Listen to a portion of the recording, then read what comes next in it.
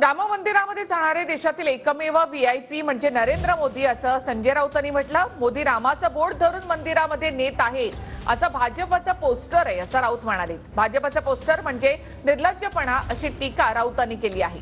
राम मंदिराबाबत भाजपचं पोस्टर हे भावना दुखावणार आहे असंही राऊत म्हणाले। त्याचबरोबर मोदी म्हणजे विष्णूचे 13वे अवतार असा खोचक टोलाही राऊतांनी लगावला आहे। देशामध्ये फक्त व्हीआयपी आहे, त्यांचं नाव नरेंद्र मोदी। तुम्ही त्यांचे पोस्टर पाहिले असतील राम मंदिराच्या निमित्तानं।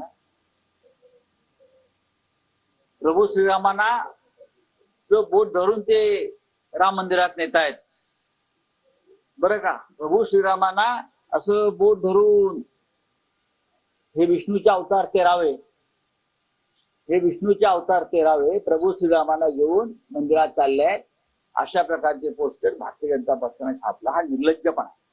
13वे अवतार जे भाजपने घोषित केले आहेत ते प्रभू श्रीरामाला हात धरून मंदिरात नेत आहेत।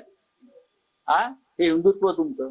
ते प्रधानमंत्री आहेत, ते भाजपचे नेते आहेत, पण हे जे आहे हे कोट्यावधी राम भक्तांच्या भावना दुखावणारं हे पोस्टर आहे। त्याच्यावर आधी बोला आपण। कोण व्हीआयपी, कोण सामान्य भक्त, याच्यामध्ये हा वाद नाही।